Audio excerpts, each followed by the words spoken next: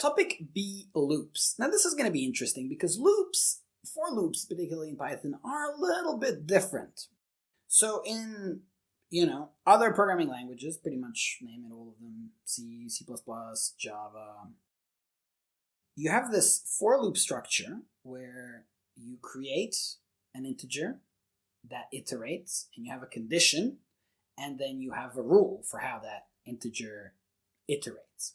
Now the for loop in Python has all the same elements. You have an iterating integer, you have an ability to make it iterate by whatever you want, and basically you have that condition, the set number of times that the loop is going to run. However, a part of the loop in Python is something called an iterable. Now I'm going to get into this because this is pretty much the core of how loops work. So by definition, an iterable is something that can be looped over. An iterable would usually have an index, but not necessarily, like a dictionary doesn't have an index. So an iterable is anything that can appear on the right-hand side of the loop. So an iterable is basically defined by the for loop. And what am I talking about? I'm talking about strings, lists, dictionaries, even files, even tuples, sets. All of those are iterables. So let's have a look at, the for loop and its syntax. So it's otherwise known as a for in loop. As I said, unique syntax, different from other languages. And this is what it looks like. For member and iterable. So that could be for num in list, for character in string, or C in string. By the way, this member, you can call what you want. And so for I in range, print I, this range is an object, it's an iterable object, and it's something that the for loop can iterate through. All right, let's look at some examples. In this video, we're going to demonstrate the for loop and the way that it works with various iterables. So in here we have an iterable, which is a string. It's a sentence. Say this is a string.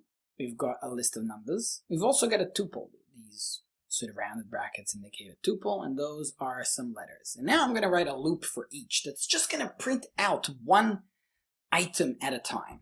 So for C in sentence, that means for character in sentence. I could have written a character, but C is just more convenient.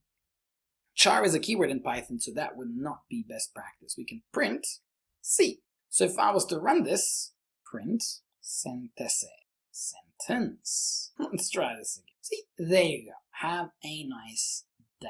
We can do the same for the number. Now, this will work for n in numbers, print n. And when I run this, it's going to print out all of the numbers one at a time. But you don't have to use any particular abbreviation. We could have done for num in numbers, print num.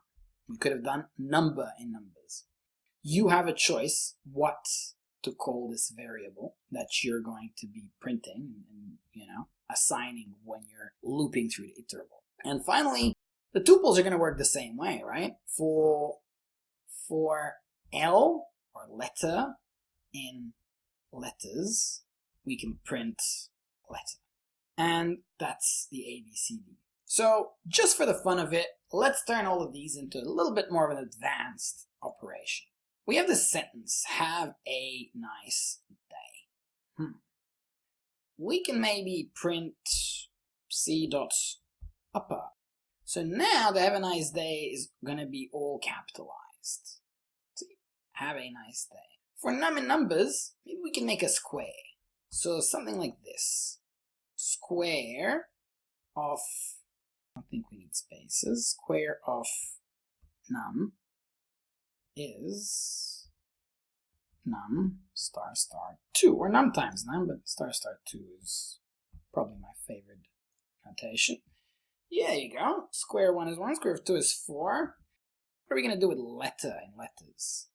We can use another string method, perhaps one that we haven't covered yet, which will be fun. Dot center.